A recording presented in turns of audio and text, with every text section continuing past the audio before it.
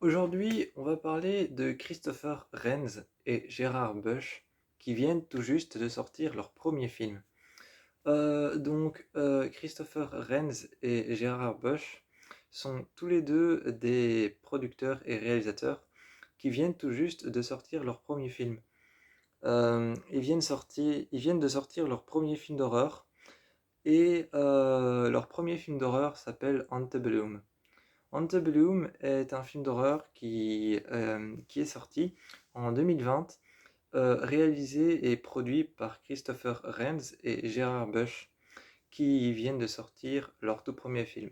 Leur tout premier film, c'est Antebellum, qui raconte, ou alors Antebellum, qui raconte l'histoire de Veronica Henley, qui se retrouve dans un camp, dans une sorte de Veronica Henley est une écrivaine à succès qui a sorti plusieurs livres et plusieurs best-sellers et se retrouve alors transportée dans un autre univers. Elle se retrouve enfermée à l'intérieur de la guerre de sécession et se retrouve prisonnière d'un monde où les Noirs sont empêchés de parler. Et elle se retrouve enfermée dans ce monde où les blacks, où les femmes noires sont empêchées de parler. Et c'est un film vraiment très intéressant parce que déjà, le personnage principal est autrice. Le personnage principal est autrice, donc elle fait des livres. Et c'est déjà une politicienne, donc elle parle. Et donc elle parle, c'est un métier où tu es censé parler, elle est politicienne et aussi autrice, donc elle fait des livres. Et en plus de ça, le personnage principal a été incarné par une chanteuse, a été incarné par Janelle Monáe, qui est surtout connue qui est, elle n'est pas très connue chez nous en Europe, mais elle est surtout connue dans les pays afro-américains. Donc en plus de ça, ils ont utilisé Janelle Monáe, qui s'en sort super bien dans le film. C'est un film vraiment très complexe à comprendre. C'est un film entre le passé et entre le présent. C'est un film entre le passé et entre le présent, et j'aime beaucoup ce film parce que on a une sorte de ligne droite qui n'est pas vraiment droite, mais très compréhensible. Et sur cette ligne droite, il y a des choses du passé et du présent. Et c'est très intéressant à voir comme film. C'est très intéressant à voir comme film, par exemple, au début, tu as Veronica Henley, qui se retrouve avec quelques amis dans un restaurant, dans le restaurant d'un hôtel. Et avant de traverser la rue, il y a une calèche, une ancienne calèche qui est tirée par des chevaux qui passe très vite devant L3 et qui est presque à ça de les écraser. Et donc une calèche dans le monde d'aujourd'hui, c'est encore c'est encore un détail du passé en fait. Donc je trouve que ce film est très intéressant à voir parce que c'est encore un détail du passé. T'as cette calèche qui passe très vite et et c'est un film qui est très très très beau à voir. C'est vraiment un film avec vraiment il a un visuel. Ce film a un visuel qui est magnifique. Ce film a un visuel qui est magnifique et en fait pendant tout le film, il y a des petits détails qu'il faut voir, qu'il faut trouver. Comme par exemple, un moment, t'as Véronica Henley, un moment qui se retrouve dans l'hôtel et qui demande, l'hôtel s'appelle l'hôtel Stefano. Et donc elle demande, pouvez-vous réserver une chambre à l'hôtel Stefano, disons environ vers telle heure ou telle heure. Et si on regarde bien, derrière la personne qui s'occupe de l'accueil de l'hôtel, il y a cette maison blanche. Il y a cette maison blanche qui fait déjà penser de un à la Maison Blanche en Amérique. Et il y a cette maison blanche derrière en petite peinture dans un cadre qui fait penser à la grosse maison blanche qui est justement en fait cette grosse maison blanche qu'on voit au début du film. Parce que le début du film commence sur une impression paradisiaque. Le début du film commence sur une impression paradisiaque, vraiment sur, t'as cette grande maison blanche.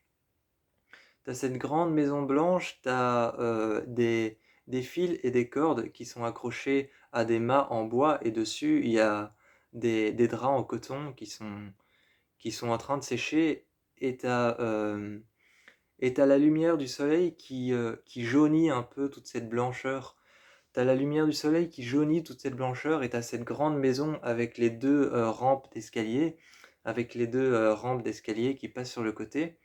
Et t'as une petite scène qui va se jouer sur les rampes d'escalier de la maison, sur les deux grands escaliers de la maison.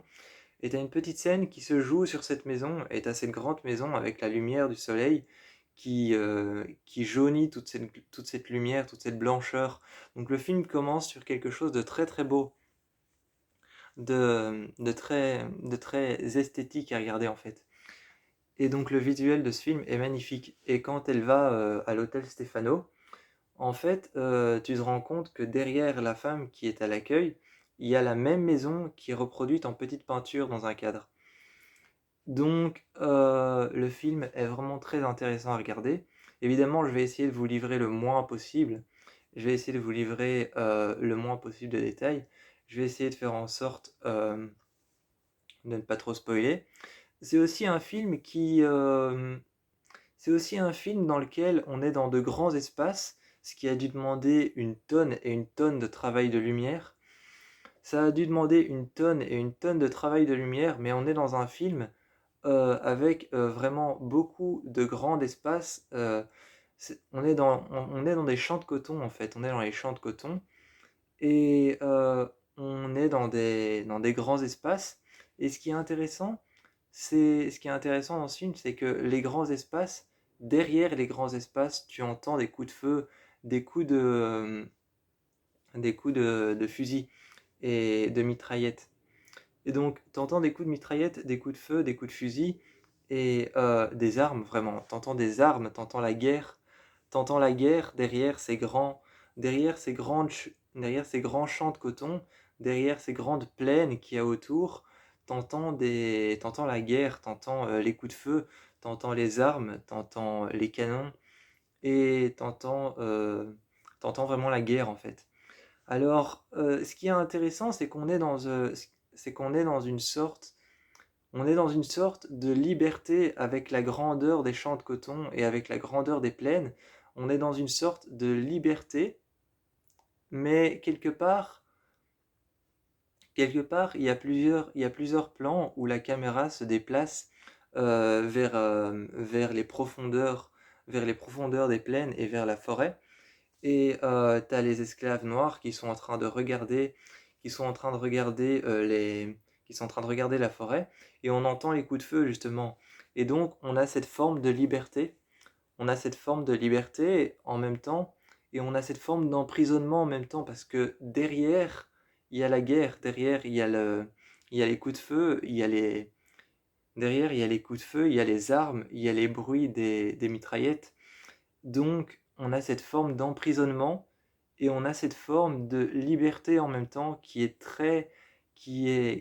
match très bien ensemble et qui est vraiment qui fonctionne très bien en fait. Euh, il y a aussi vraiment, il y a de très beaux plans, comme par exemple à un moment, tu as toute la forêt. Tu as la forêt avec des rangs de guerriers qui sont, euh, qui sont là en train de marcher avec leurs armes. Et il y en a certains qui portent des torches. Et t'as la forêt qui est dans le noir, qui est plongée dans le noir. C'est la nuit, la forêt est plongée dans le noir. Et t'as les arbres et le bord de la forêt qui est éclairé uniquement par les torches, par les lampes, par les torches avec les flammes. Et donc t'as simplement le bois qui est éclairé par le feu et tu vois le rang de guerriers qui est en train de marcher. Et t'as cette grande lumière jaune, t'as cette grande lumière jaune au milieu de au milieu de cette aura noire, au milieu de cette aura noire, t'as cette grande lumière jaune béante et ça fait comme un tunnel. et ça fait comme une sorte de tunnel au milieu du noir éclairé par le feu. Et c'est, et c'est vraiment très très plaisant à regarder. Il y a aussi, cette scène avec... il y a cette scène avec les deux... c'est ma scène, je crois que de tout le film dure 1h46. Le film dure 1h46. Et ma scène préférée, je crois que c'est celle-là. C'est celle avec les deux Uber. Et t'as deux Uber, c'est des Range Rover. C'est des Range Rover noirs comme ça. Et t'as deux Uber. Il y en a un pour Veronica Henley et il y en a un pour ses copines. Celui pour ses copines, il est filmé un peu en course-poursuite comme ça. Celui pour ses copines, il est filmé un peu en course-poursuite sur la rue. Et celui de Veronica Henley, il est filmé plus esthétiquement. Par exemple, on a un plan de la caméra de dehors qui filme qui filme l'avant de la voiture, qui filme l'avant de la voiture et qui filme le pare-choc, le capot de la voiture avec toutes les gouttelettes, toutes les gouttes d'eau qu'il y a sur le pare-choc. Et ça filme ces lumières. Ça filme justement le pare-choc à l'arrêt devant un feu rouge.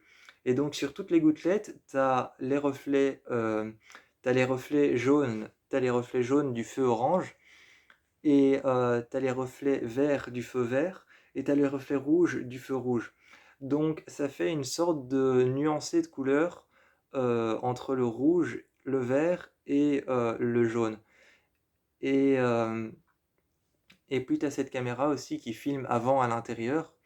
Avant, tu as la caméra qui filme à l'intérieur du Uber et tu vois que la caméra se lève un peu et que la personne qui conduit le Uber n'est pas la personne qui était censée venir la chercher, mais c'est une femme très étrange. C'est une femme très étrange qu'on voit des fois dans le film. Elle a pas de nom, elle a pas de nom vraiment. En tout cas, son nom n'est pas mentionné dans le film, mais on la voit et, euh, et elle est là et c'est elle qui conduit le Uber. Et elle est filmée justement, elle est filmée dans la voiture, elle est filmée de manière à ce que la lumière du feu rouge qui arrête la voiture rentre à l'intérieur de la voiture, donc toute la voiture est rouge. Et c'est très très beau à voir et c'est un très beau film à regarder. C'est un très beau film à regarder, il y a vraiment beaucoup de choses comme ça, beaucoup de scènes qui sont poignantes. Et comme on se trouve dans un environnement qui est beau, comme on se trouve dans un environnement qui est beau, on se trouve vraiment dans des petites on se trouve vraiment dans des plaines, on se trouve dans des champs de coton. Et donc on se dit, ça va être difficile de faire peur. On peut pas vraiment, d'après les codes d'un vrai film d'horreur, on pourrait se dire, non, il faut faire peur quand il fait nuit, parce que la nuit, ça fait peur et ça fait remonter nos démons. Alors tu te dis, ça va être difficile de faire peur le jour. Pas du tout. Pas du tout, ce film réussit avec un génie incroyable à faire peur le jour. Il y a, en fait, comme ils doivent tous rester silencieux, à un moment, il y a une autre femme qui arrive, il y a une autre black qui arrive et qui dit je ne pourrai pas y arriver, il faut que tu me sortes de cet enfer. Et donc elle lui dit il faut que tu me sortes de cet enfer, je ne vais pas y arriver. Et elle lui dit je ne vais pas y arriver, je suis enceinte. Et à ce moment-là, t'as Véronica qui commence à essayer de l'aider. Et quelques scènes plus tard dans le film, un moment, ils sont au milieu des champs de coton et il n'y a aucun bruit. Il n'y a aucun bruit, tu vois que tout le monde respecte les règles, donc c'est-à-dire le silence. Donc tout le monde respecte les règles, c'est-à-dire le silence. Et il n'y a aucun bruit. Et puis elle, tu vois juste qu'elle arrive et elle dit pitié. Elle dit pitié et t'as Véronica, et t'as Véronica Henley qui se recule et qui lui dit je sais, il faut patienter. Et tu vois qu'elle s'assied sur le sol un peu comme ça. Elle s'assied un peu sur le sol, mais elle reste vraiment droite. Et elle dit, il faut choisir le moment. En parlant de s'échapper, elle dit, il faut choisir le moment avec sagesse. Et elle la regarde et elle lui dit, mais en attendant, on doit patienter et on ne doit pas l'ouvrir. Et justement, quelques minutes après quelques minutes après cette scène, eh bien, elle se regarde et elle voit qu'elle est en train de perdre les os. Elle voit qu'il est en train de perdre les os et elle se met à hurler. Et t'as cette scène horrible entre le silence qui est tenu par les esclaves et sinon il y a des conséquences. Sinon il y a des conséquences et il y a cette scène horrible et poignante entre les esclaves noirs qui sont en train de tenir le silence et d'obéir aux règles. Sinon ils subissent les conséquences. Et elle qui est en train d'hurler en se regardant elle-même parce qu'elle perd les os. Et t'as Véronica qui arrive et qui met sa main sur elle et qui essaye de la faire taire. Et ça devient horrible parce on est dans un contraste entre tout le monde qui respecte les règles, tout le monde qui n'intervient pas, qui ne fait rien, et elle qui essaye de la faire taire et qui continue à crier. Donc on est dans un contexte vraiment très horrible. Et c'est un film aussi vraiment très lié au patriarcat et, au, et à tout ce qui est les patriotes et l'Amérique. Donc la manière dont l'Amérique fonctionne et tout ça. C'est un film vraiment, vraiment très intéressant à voir. Et il y a cette petite fille qu'on voit au début, qu'on revoit au milieu du film, on ne sait pas trop pour quelle X raison, pour quelle X ou Y raison, on la revoit, on la revoit dans le couloir, et à un moment elle ouvre la porte, et t'as Véronica qui est dans un ascenseur avec cette petite fille qui tire une peluche qui est accrochée à une ficelle, et t'as Véronica qui lui dit bonjour, comment tu t'appelles? Et elle fait chut. Et elle dit, il faut que tu te taises, sinon tu vas avoir des problèmes. Et t'as Véronica qui sourit et qui répond à la fille, chut, sinon je vais avoir des problèmes. En rigolant un peu, en disant, ah, je vais avoir des problèmes. Et, euh, et cette scène, justement, après, elle s'en va, et tu vois Véronica qui a l'air embêtée et qui tape un peu son GSM contre sa main, et qui dit, d'accord. Et donc, elle a l'air un peu embêtée, et c'est vraiment juste un film qui est super intéressant. Il y a plein de, il y a plein de détails entre le passé et entre le présent. D'ailleurs, le film commence avec cette phrase. Le film commence avec cette phrase de William, je ne sais plus comment. Cette phrase dit en fait, le passé n'est jamais mort, ce n'est même pas le passé. Et puis il y a une phrase qui revient souvent dans le film, qui est dite par les personnages principaux du film, pas par les antagonistes, hein, par les anti-héros. Par les anti-héros, donc les personnes méchantes du film. Il y a cette phrase qui est dite par les anti-héros du film, pas par les héros du film, et qui est en fait nous sommes nulle part et partout à la fois. Donc c'est un film qui prête vraiment à réflexion, c'est un film qui est de toute beauté, c'est un film qui a vraiment une beauté incroyable, qui a un visuel incroyable, et qui traite du patriarcat, du patriote, et qui est vraiment et qui traite des patriotes et de la guerre de sécession, de comment ça a fonctionné. Et tout le film, ce que j'ai bien aimé, c'est que tout le film te met un début, le film te met un début où tu vois les esclaves les esclaves qui sont en train de travailler dans les champs de coton et tu vois Eden qui est son nom qui est son nom quand elle se fera kidnapper. En fait Eden est le nom de Veronica Henley quand elle s'est fait kidnapper et on lui a fait changer de nom. Et donc tu vois Eden au début dans une cabane pour esclaves. Tu vois Eden au début dans une cabane pour esclaves qui est par terre sur le sol avec, euh, avec, un, avec un confédéré qui prend sa ceinture et qui lui dit dis-moi ton nom, ma grande. Et elle a tellement mal, elle est tellement terrifiée qu'elle parle pas. Et alors, tu vois qu'il retire sa ceinture, mais il est dos à l'objectif. Et on dit souvent que dans le septième art, être dos à l'objectif, il faut jamais l'être. Et donc c'est un peu profanateur quelque part. C'est un peu profanateur quelque part et il se met dos à l'objectif, il est juste face à la porte et il retire sa ceinture et il la prend et il lui dit ça ne me procure aucune joie de faire ça. Et il commence à la frapper et il lui dit je vais calmer tes manières de sauvage. Et il y a un symbole aussi qui revient souvent, qu'on voit au tout début quand il la marque au fer rouge et qu'il lui dit: «Viens ici, je vais calmer tes manières de sauvage, tu es sous ma responsabilité». Ensuite, il lui demande: «Dis ton nom, dis ton nom, av dis ton nom», et il lui demande de venir se mettre sur une table pour pouvoir la brûler au fer rouge avec ce symbole que vous verrez dans le film. Et hem et justement, ce passage-là où il lui dit: «Dis ton nom», il est très impressionnant et il fait très peur parce qu'il lui dit: «Dis ton nom», et elle a tellement peur qu'elle ne le dit pas, enfin elle le dit, mais avec une voix très faible, presque cassée. Et ensuite il vient la poser sur la table et après l'avoir brûlée au fer rouge, il lui dit: «C'est bien ma grande», et il se met comme ça au-dessus d'elle.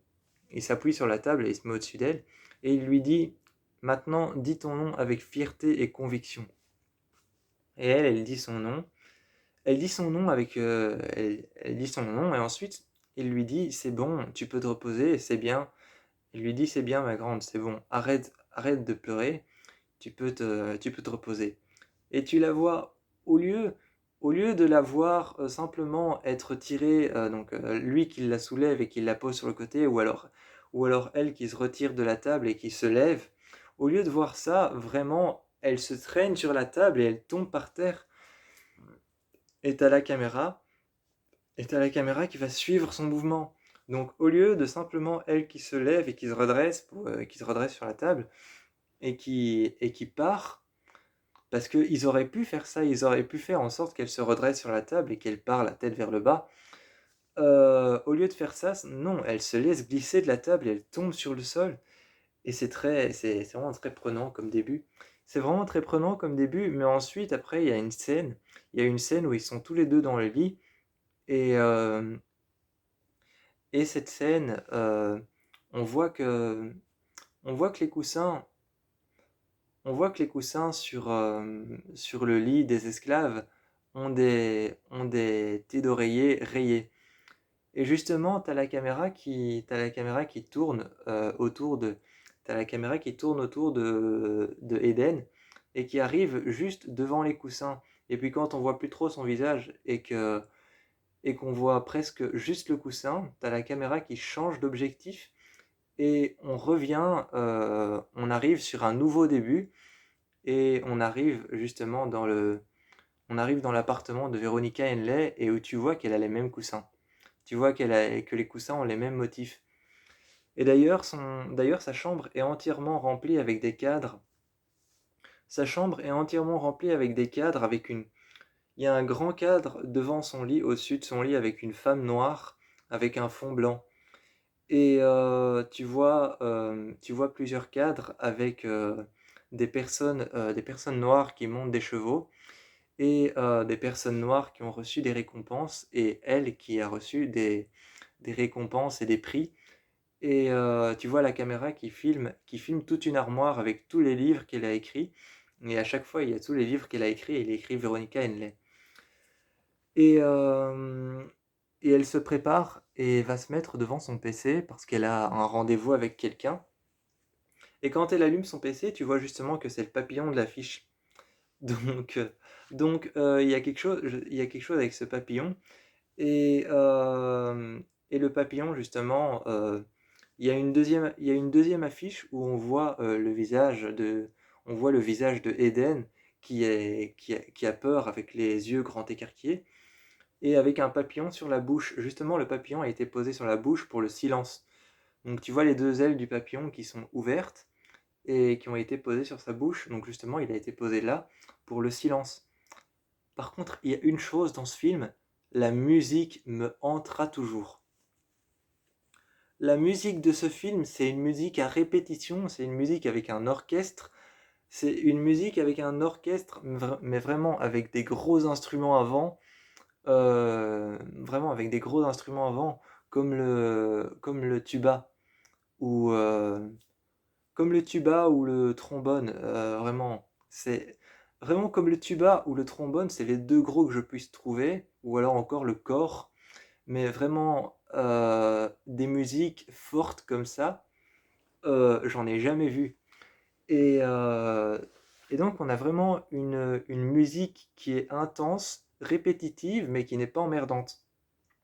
C'est une musique intense, répétitive, qui est pas emmerdante, qui est vraiment super agréable, mais qui te hante dès la première écoute. Dès la première écoute, cette musique te hante. Elle est vraiment horriblement terrifiante, cette musique. Et elle revient plusieurs fois, et donc c'est vraiment une musique qui, je crois, a été faite avec des gros instruments avant, comme le cor, le trombone et le tuba. Vraiment des gros instruments avant. Et, euh, et donc ce film Antebellum, en plus de ça, il y a des détails dans le film. Il y a des détails. On comprend que le film a une ligne rouge qui suit vraiment, donc un fil rouge. Il a un fil rouge qui suit vraiment. Il a un fil rouge qui est tout droit, qui raconte l'histoire, et il a un autre fil rouge qui part un peu dans tous les sens et qui va vers le passé, vers le présent, vers le passé, vers le présent, vers le passé, vers le présent. Et entre, il y a un deuxième fil rouge qui garde l'histoire en place. Et il y a un petit détail, il y a un détail en plus de ce papillon en fond d'écran sur son PC qui rappelle le silence. Il y a un petit détail, c'est que quand Veronica Henley arrive avec ses copines à l'hôtel, dans le restaurant de l'hôtel, tu vois un homme qui est blanc au bar qui offre un cocktail à une de ses amies.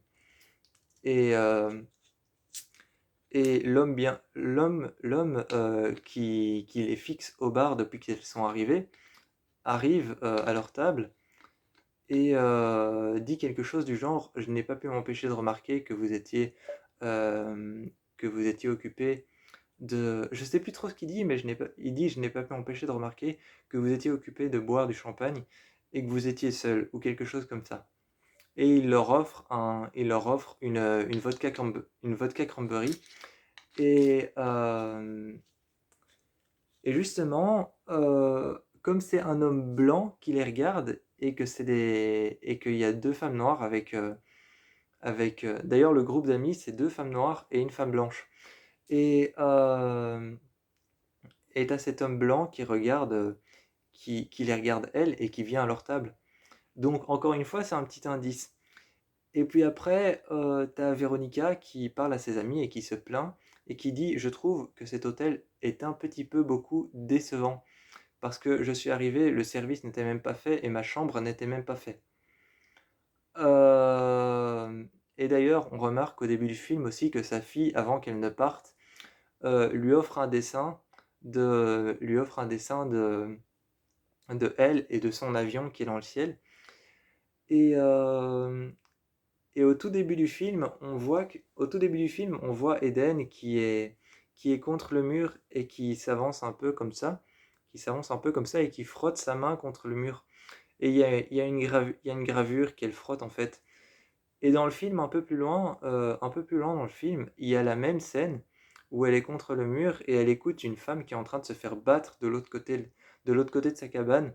Dans la cabane à côté, il y a une femme qui se fait battre et elle écoute au mur comme ça et elle écoute au mur, elle est en train d'écouter et on voit que ce qu'elle frotte en fait, c'est son dessin, c'est le dessin de sa fille qui a été gravé dans le bois. Donc encore un indice en plus. Euh, et T'as aussi, t'as aussi au moment où sa fille lui offre le dessin, t'as Veronica Henley qui se met devant sa fille. D'ailleurs, sa fille s'appelle Kennedy, donc comme le président Kennedy qui a été assassiné. Sa fille s'appelle Kennedy comme le président Kennedy qui a été assassiné. D'ailleurs, on l'appelle Ken Ken. Euh, et justement, quand elle lui offre le dessin, t'as sa maman qui lui dit quand tu verras un gros avion dans le ciel qui volera au-dessus de toi, et quand tu verras cet avion dans le ciel, c'est que maman sera de retour et qu'elle rentrera à la maison. Ensuite, ensuite plus loin dans le film, quand ils sont tous dans les champs, comme ça, il y a cette musique qui me hante encore, qui commence, et t'as la caméra qui passe entre les champs de coton et qui arrive entre un groupe d'esclaves qui est en train d'enlever des fleurs de coton et de les mettre dans les sacs. et t'as la caméra qui se met juste en dessous, qui se positionne en dessous, et on les voit tous lever la tête, et il y a un avion qui passe, et qui passe juste au-dessus d'eux. Ce film est juste terrifiant. Il y a des détails de partout, c'est un film qui parle de la politique actuelle, c'est un film qui parle de la politique actuelle, c'est un film qui parle de la manière dont les Noirs étaient traités et dont les Blancs traitaient les Noirs. C'est un film qui parle de l'esclavage, qui parle de l'actualité, qui parle du patriarcat, qui parle des patriotes, qui parle de la guerre de sécession, qui parle des confédérés. Il aborde beaucoup de sujets qui aujourd'hui sont encore... c'est vraiment un film qui est psychologique, c'est un film psychologique vraiment, mais c'est surtout un film métaphorique. C'est une métaphore du... C'est une métaphore... c'est un film qui est métaphorique et qui pousse la métaphore du racisme et qui n'est toujours pas fini et qui est vraiment encore présent aujourd'hui. C'est un film qui pousse, je crois que de tous les films qui sont sortis depuis 2000, depuis les années 2000, en tout cas depuis 2020, depuis 2020, je crois que ce film-là, c'est celui qui a poussé ses ambitions le plus loin. Donc moi, je vous encourage à aller voir Antebellum. C'est un film d'horreur super et je vous fais plein de bisous.